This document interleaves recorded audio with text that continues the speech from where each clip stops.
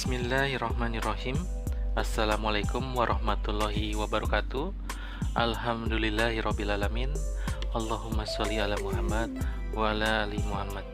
Sebelum kita memulai pembahasan materi pada kesempatan kita kali ini, marilah sama-sama kita dukung channel ini dengan cara menekan tombol subscribe dan like. Anda tidak perlu ragu menekan tombol tersebut karena Anda tidak akan dikenakan biaya sama sekali. Saya ucapkan terima kasih bagi Anda yang telah mendukung channel ini dengan menekan tombol subscribe dan like.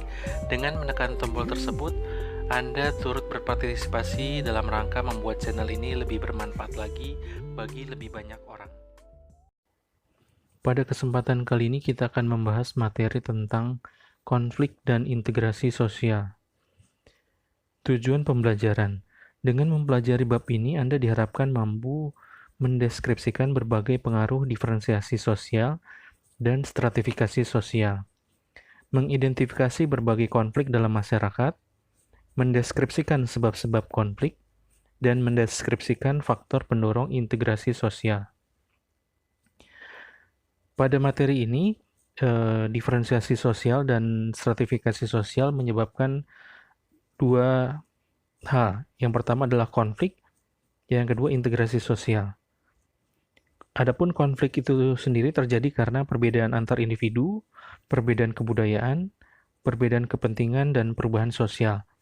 Sedangkan integrasi sosial bisa terjadi melalui asimilasi dan akulturasi. Pengaruh diferensiasi sosial dan stratifikasi sosial.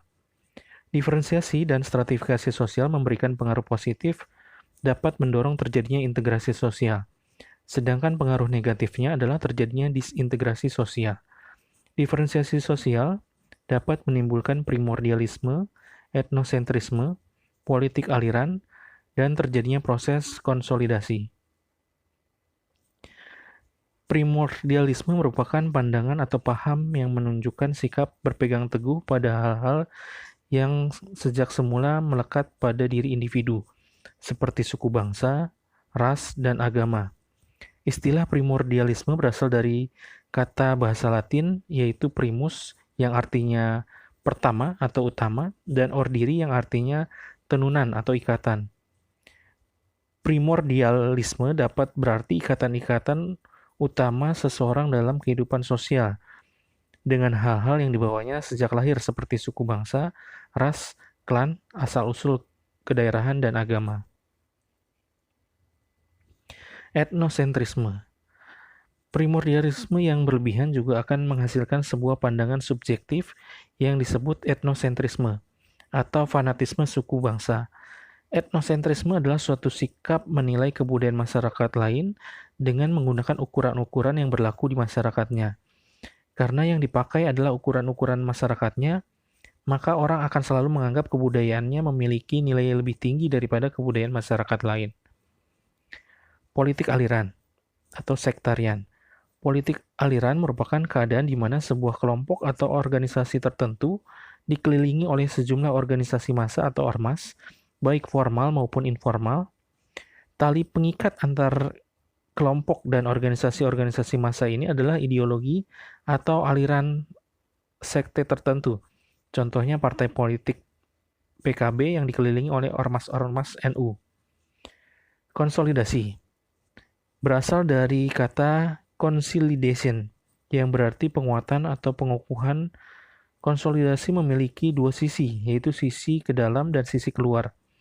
Konsolidasi dengan sisi ke dalam akan memperkuat solidaritas ke dalam suatu organisasi atau himpunan. Sebaliknya, konsolidasi dengan sisi keluar dapat menimbulkan sikap antipati dan kecurigaan terhadap organisasi lain. Konflik sosial.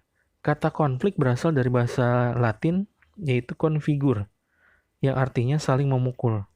Dalam Kamus Besar Bahasa Indonesia, konflik didefinisikan sebagai percekcokan, perselisihan, atau pertentangan. Secara sederhana, konflik menunjuk pada adanya dua hal atau lebih yang berseberangan, tidak selaras, dan bertentangan. Secara sosiologis, konflik diartikan sebagai suatu proses sosial antara dua orang atau lebih, atau bisa juga antar kelompok yang berusaha menyingkirkan pihak lain dengan cara menghancurkan atau membuatnya tidak berdaya. Konflik lahir dari kenyataan akan adanya perbedaan-perbedaan, misalnya perbedaan ciri badaniah, emosi, kebudayaan, kebutuhan, kepentingan, atau pola-pola perilaku antar individu atau kelompok dalam masyarakat. Faktor-faktor penyebab konflik. Suryono Sukanto mengemukakan 4 faktor yang dapat menyebabkan terjadinya konflik dalam masyarakat, yakni perbedaan antar individu, perbedaan antar kebudayaan, perbedaan kepentingan, dan perubahan sosial.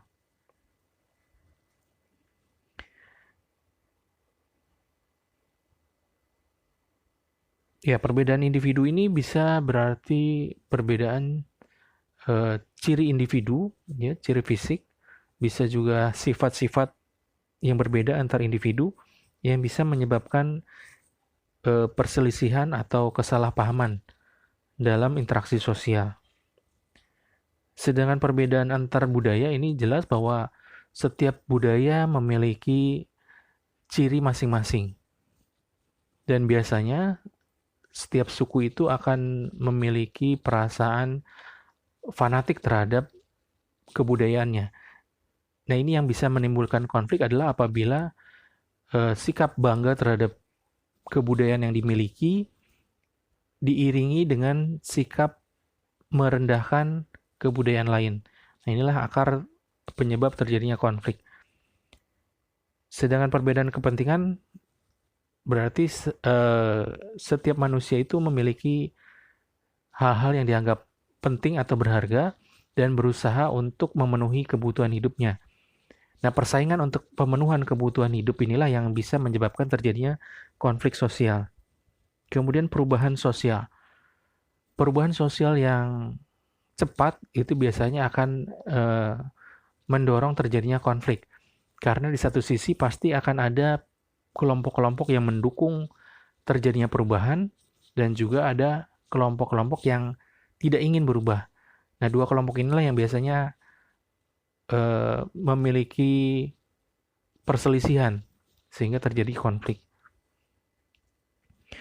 Bentuk-bentuk konflik menurut Louis Kosser. Konflik realistis berasal dari kekecewaan individu atau kelompok terhadap sistem dan tuntutan-tuntutan yang terdapat dalam hubungan sosial. Konflik non-realistis adalah konflik yang bukan berasal dari tujuan-tujuan persaingan yang antagonistis atau berlawanan, melainkan dari kebutuhan pihak-pihak tertentu untuk meredakan ketegangan. Ya, jadi menurut Louis Kosser, konflik itu terbagi menjadi dua, yaitu yang realistis dan non-realistis. Sedangkan menurut Suryono Sukanto, konflik terbagi menjadi konflik pribadi, konflik rasial, konflik antar kelas-kelas sosial, konflik politik, dan konflik internasional. Konflik pribadi berarti konflik antara individu dengan individu. Konflik rasial berarti melibatkan ras yang berbeda. Seperti kita ketahui bahwa menurut A.L. Kruber ada 5 ras besar di dunia, yaitu ras Caucasoid, Mongoloid, Negroid, dan juga Australoid. Kemudian konflik antar kelas-kelas sosial. Nah, ini kelas sosial ini berarti antar tingkatan yang berbeda. Biasanya tingkatan sosial atau kelas sosial yang atas berusaha untuk mempertahankan status kelas sosialnya, ya, sehingga tidak ingin digeser oleh kelas sosial yang di bawahnya. Sedangkan kelas sosial di bawah selalu menginginkan untuk naik ke kelas sosial yang lebih tinggi.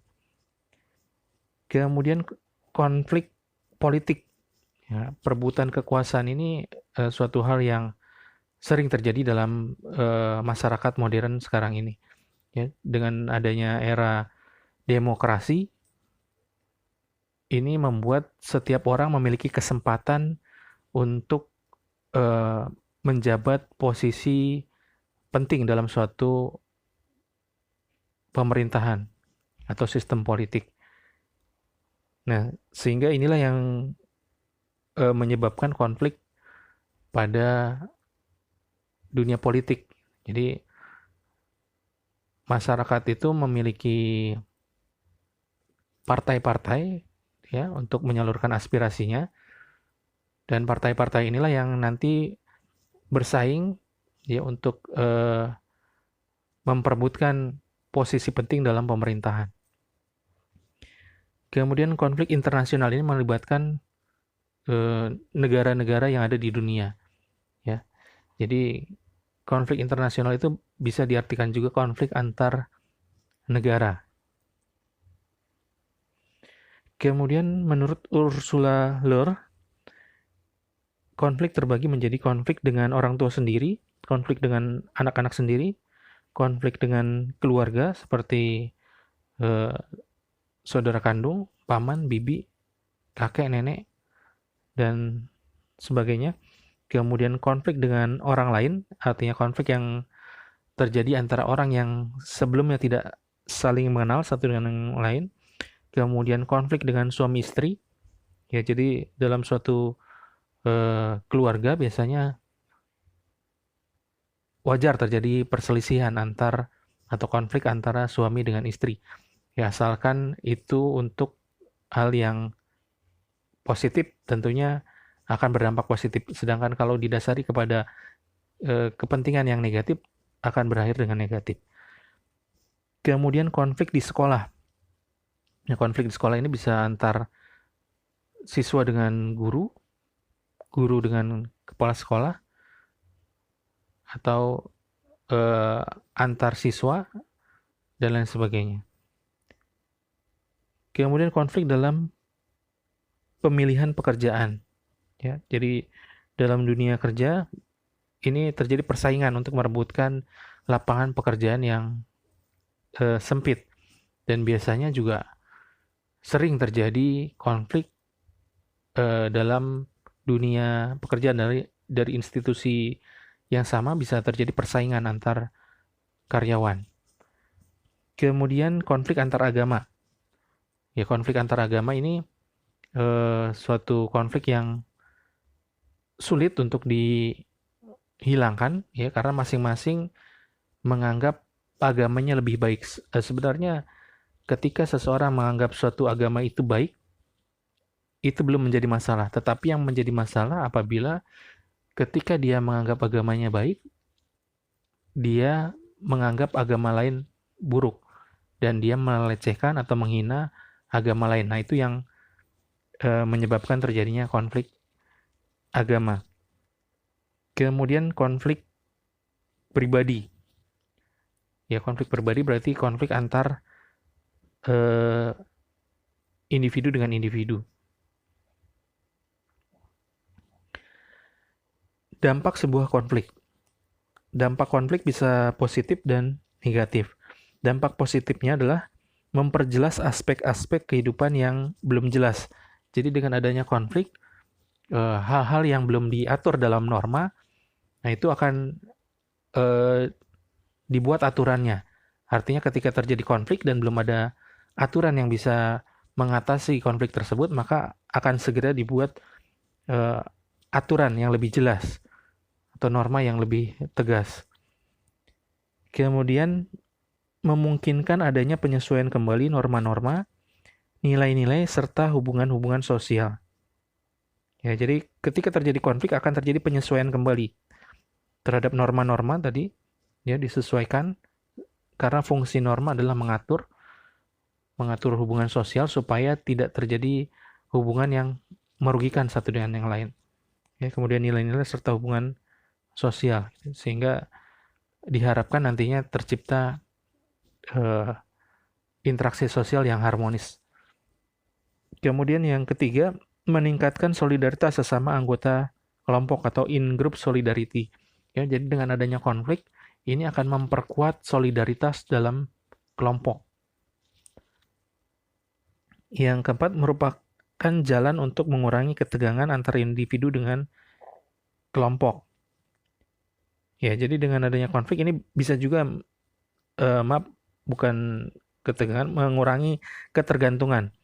Ya, jadi dengan adanya konflik, seseorang yang tadinya bergantung kepada orang lain, dia akan lebih mandiri. Ya, ketika dia berkonflik dengan orang yang tadinya si orang ini menjadi andalannya gitu, artinya orang ini bergantung kepada orang tersebut, maka dengan terjadinya konflik tersebut dia akan berusaha untuk mandiri, lebih mandiri. Jadi tidak lagi tergantung kepada orang tersebut. Kemudian dapat membantu menghidupkan kembali norma-norma lama dan menciptakan norma-norma yang baru. Ya tentunya menghidupkan norma lama di sini adalah norma-norma yang baik yang tadinya ditinggalkan, kemudian timbul dampak negatif. Ya, jadi ketika norma yang baik itu ditinggalkan, biasanya akan muncul dampak-dampak yang negatif. Nah, dengan munculnya dampak negatif ini muncul kesadaran bahwa mereka telah meninggalkan norma atau aturan yang baik. Ya, kemudian juga bisa juga menciptakan norma-norma yang baru, aturan-aturan yang lebih baik lagi, gitu ya, yang lebih aspiratif lagi. Kemudian dapat berfungsi sebagai sarana untuk mencapai keseimbangan antara kekuatan-kekuatan yang ada dalam masyarakat. Ya, jadi dengan adanya konflik, ini bisa juga menjadi saluran atau sarana untuk mencapai keseimbangan atau kekuatan. Ya, artinya dengan terjadinya konflik, masing-masing pihak tentunya akan memperbaiki diri, ya, akan bersaing dalam hal yang positif, gitu ya. Ya, jadi masing-masing kelompok akan berusaha untuk meningkatkan kemampuannya. Kemudian konflik memunculkan sebuah kompromi baru, menimbulkan suatu perjanjian, kesepakatan gitu ya, yang sifatnya positif. Kemudian dampak negatif dari konflik. Dampak negatifnya adalah keretakan hubungan antar individu dan persatuan kelompok. Kemudian kerusakan harta benda dan jatuhnya korban nyawa manusia. Kemudian berubahnya sikap kepribadian para individu, baik yang mengarah pada hal yang positif atau negatif. Ya, karena ini kita membahas dampak negatif konflik, ya berarti perubahannya adalah ke arah yang negatif. Jadi dengan adanya konflik bisa menciptakan sifat-sifat yang negatif. Misalnya sikap curiga, gitu ya, sifat tidak percaya kepada orang lain, ya, sikap hasut, dengki, iri terhadap orang lain, itu bisa disebabkan karena terjadinya konflik. Kemudian munculnya dominasi kelompok pemenang atas kelompok yang kalah. Ya, jadi biasanya setelah terjadi konflik, pihak yang menang akan merasa lebih unggul dari pihak yang kalah, sehingga akan timbul dominasi, akan menindas pihak yang kalah. Kemudian kekerasan. Kekerasan adalah bentuk lanjutan dari konflik sosial. Dalam Kamus Besar Bahasa Indonesia, kekerasan didefinisikan sebagai perbuatan seseorang atau kelompok yang menyebabkan cedera atau matinya orang lain, atau menyebabkan kerusakan fisik atau barang orang lain. Ya, jadi kekerasan di sini bisa kekerasan terhadap fisik, bisa kekerasan terhadap materi, ya, atau benda, merusak barang milik orang lain, bisa juga kekerasan secara psikis, ya. Kekerasan secara psikis itu bisa berupa hinaan, makian, cacian, fitnah, dan lain sebagainya. Dalam kehidupan sehari-hari, kekerasan identik dengan tindakan melukai orang lain dengan sengaja, membunuh atau memperkosa. Kekerasan seperti ini sering disebut sebagai kekerasan langsung atau direct violence. Kekerasan juga menyangkut tindakan-tindakan seperti mengekang, mengurangi, atau meniadakan hak seseorang, mengintimidasi, memfitnah, dan meneror orang lain. Jenis kekerasan yang terakhir disebut kekerasan tidak langsung atau indirect violence. Jadi kekerasan itu terbagi dua, kekerasan langsung, ya, terhadap fisik yang bisa kita lihat dampaknya, dan juga ada kekerasan yang sifatnya tidak langsung atau indirect violence yang tidak bisa kita lihat dampaknya secara nyata ya, tetapi berdampak cukup besar juga. Ya misalnya tadi rasa ketakutan gitu ya, rasa marah, rasa terhina dan lain sebagainya. Teori-teori tentang kekerasan. Teori tentang kekerasan terbagi menjadi yang pertama teori faktor individual. Menurut teori faktor individual, kekerasan itu karena agresivitas perilaku seseorang yang dapat menyebabkan timbulnya kekerasan. Faktor penyebab perilaku kekerasan adalah faktor pribadi dan faktor sosial. Faktor pribadi meliputi kelainan jiwa seperti psikopat, psikoneurosis, frustasi kronis, serta pengaruh obat bius. Faktor yang bersifat sosial antara lain konflik rumah tangga, faktor budaya, dan media massa. Kemudian teori faktor kelompok. Kekerasan bisa terjadi karena benturan identitas kelompok yang berbeda. Contohnya konflik antar supporter sepak bola. Kemudian teori dinamika kelompok. Kekerasan yang timbul karena adanya deprivasi relatif atau kehilangan rasa memiliki yang terjadi dalam kelompok atau masyarakat. Artinya perubahan-perubahan sosial yang terjadi demikian cepat dalam sebuah masyarakat dan tidak mampu ditanggapi dengan seimbang oleh sistem sosial dan nilai masyarakatnya. Nah, jadi teori dinamika sosial ini melihat bahwa kekerasan itu terjadi karena adanya dinamika dalam suatu kelompok. Dinamika itu artinya adalah terjadinya perubahan-perubahan di dalam suatu kelompok sosial. Cara pengendalian konflik dan kekerasan. Konflik merupakan gejala sosial yang senantiasa melekat dalam kehidupan setiap masyarakat. Sebagai gejala sosial, konflik hanya akan hilang bersama hilangnya masyarakat itu sendiri. Oleh karena itu, yang dapat kita lakukan adalah mengendalikan agar konflik tersebut tidak berkembang menjadi kekerasan atau violence. Ya, jadi konflik itu hampir tidak bisa dihilangkan. Ya, artinya setiap pada masyarakat pasti akan ada yang namanya konflik atau kekerasan. Ya, jadi yang bisa kita lakukan bukan menghilangkan konflik atau kekerasan, ya, karena konflik itu akan selalu ada. Tetapi kita bisa mencegah terjadinya kekerasan. Ya, jadi menghilangkan konflik dalam suatu masyarakat adalah hal yang bisa dikatakan sulit, gitu ya. Sehingga kita hanya bisa dapat mengarahkan, ya, mengendalikan agar konflik tidak menimbulkan kekerasan yang fatal. Ya, artinya kita bisa meminimalisasi terjadinya kerugian atau korban. Secara umum ada 3 macam bentuk pengendalian konflik sosial.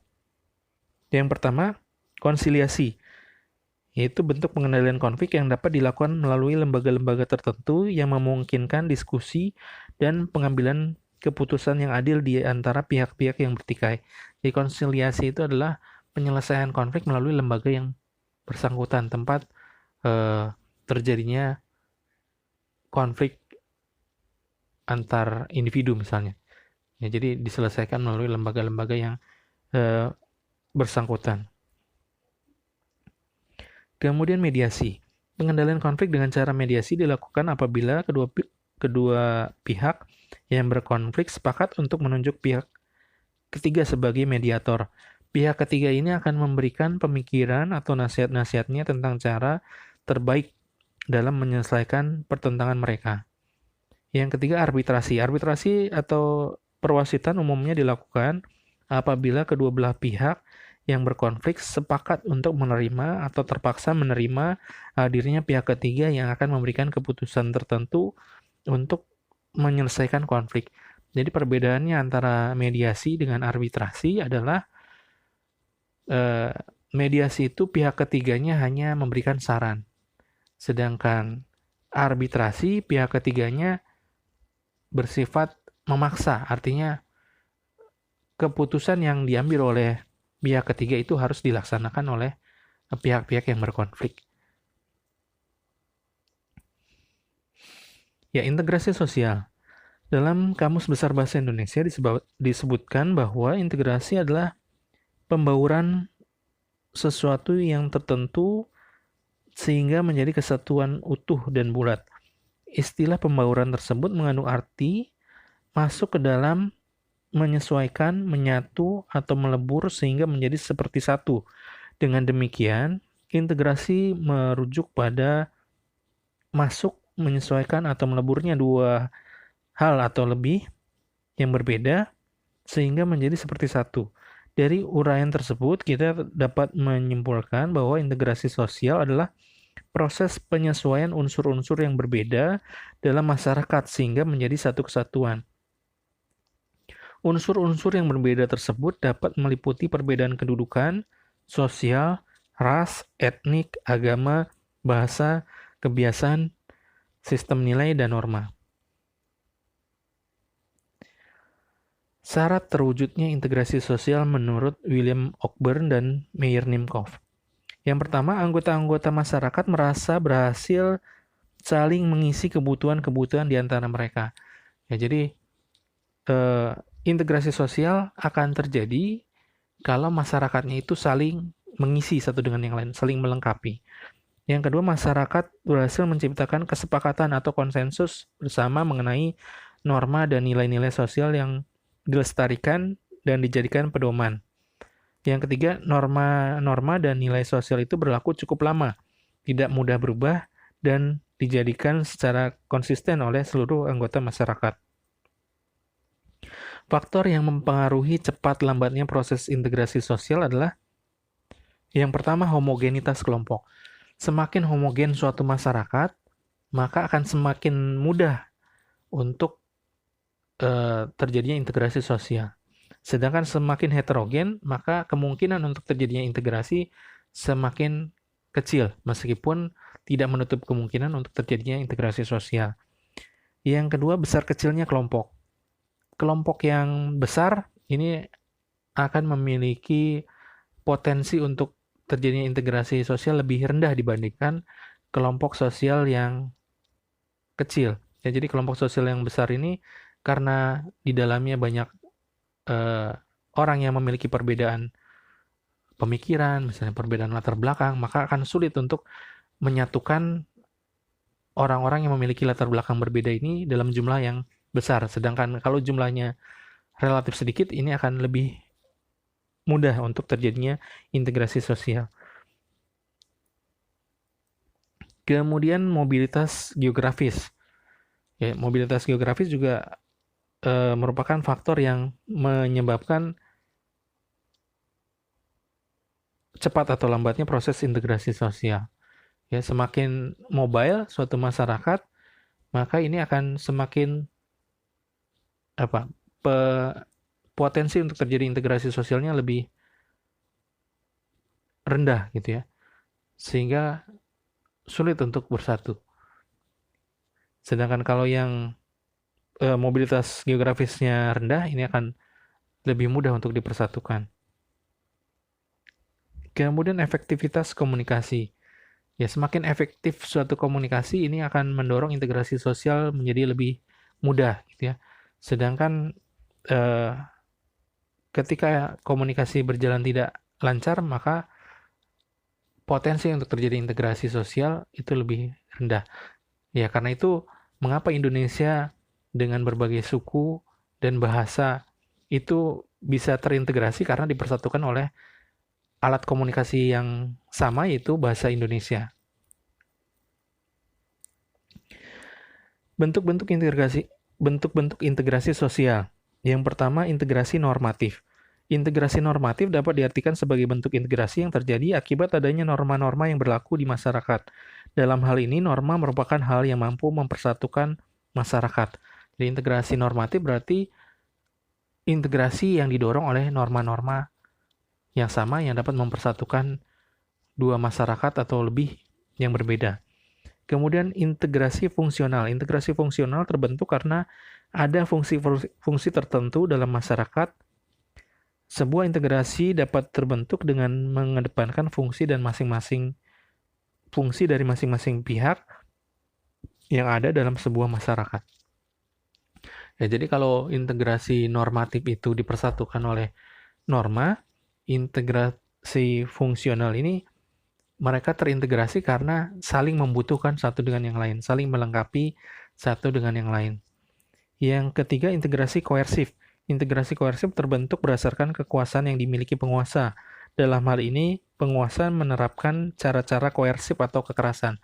Jadi integrasi koersif artinya integrasi yang dipaksakan, ya.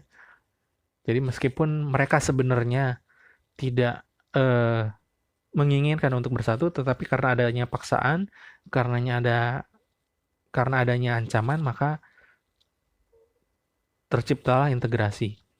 Nah, ini biasanya integrasi yang seperti ini, kalau mereka bisa melakukan adaptasi, penyesuaian diri, maka akan langgeng. Tetapi ketika mereka sulit untuk beradaptasi, maka kemungkinan terjadinya integrasi akan berlaku sementara saja. Proses integrasi. Yang pertama, asimilasi. Asimilasi merupakan suatu proses sosial yang ditandai dengan adanya usaha-usaha untuk mengurangi perbedaan-perbedaan yang ada di antar individu atau kelompok dalam masyarakat. Asimilasi ditandai dengan pengembangan sikap-sikap yang sama, walau terkadang bersifat emosional dengan tujuan mencapai kesatuan atau integrasi. Sedangkan akulturasi menurut Kuncharaningrat, akulturasi adalah proses sosial yang terjadi bila kelompok-kelompok sosial dengan kebudayaan tertentu dihadapkan pada kebudayaan asing yang berbeda. Proses sosial itu akan berlangsung hingga unsur kebudayaan asing itu diterima masyarakat dan diolah dalam kebudayaan sendiri. Namun umumnya akulturasi berlangsung tanpa menghilangkan kepribadian kebudayaan sendiri. Ya, jadi yang membedakan antara asimilasi dengan akulturasi adalah asimilasi itu berarti pembauran budaya dengan meninggalkan kebudayaan asli sehingga tercipta kebudayaan baru. Sedangkan akulturasi adalah pembauran budaya di mana budaya asing diterima tetapi budaya asli masih tetap dipertahankan.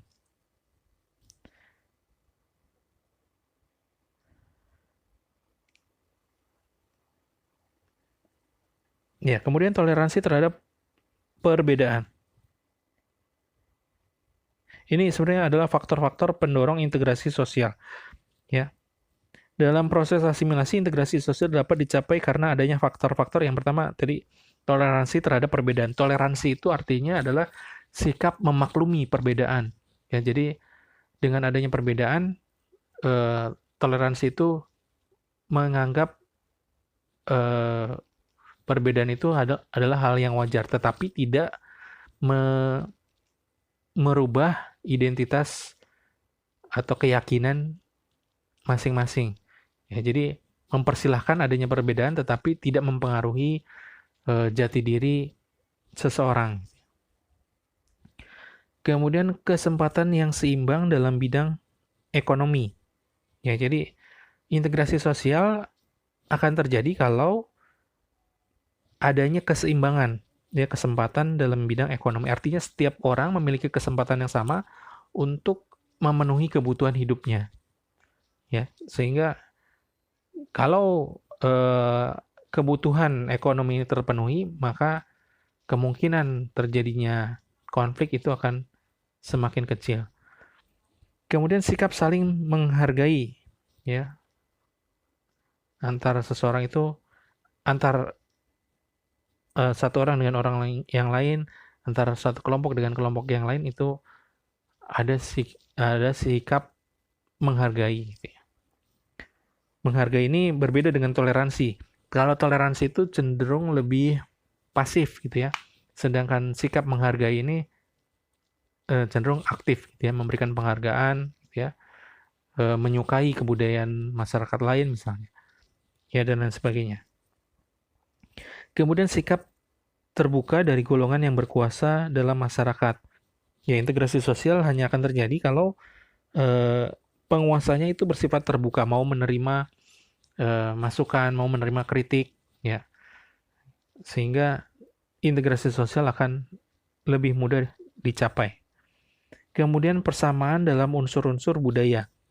Ya, jadi walaupun budaya itu bisa saja berbeda, satu dengan yang lain, suku satu dengan suku yang lain, ya, tetapi dalam budaya-budaya yang berbeda itu tentu ada unsur-unsur yang sama atau menyerupai biasanya, gitu ya. Nah, inilah yang bisa menyebabkan terjadinya integrasi sosial. Kemudian perkawinan campuran atau amalgamasi. Ya, jadi perkawinan campuran antar suku yang berbeda ini juga bisa menyebabkan terjadinya integrasi sosial karena ada hubungan ikatan pernikahan gitu ya. Kemudian adanya musuh bersama dari luar. Ya, jadi adanya musuh bersama dari luar ini akan mendorong kelompok-kelompok yang berbeda ini untuk bersatu, untuk bekerja sama melawan musuh yang sama tersebut.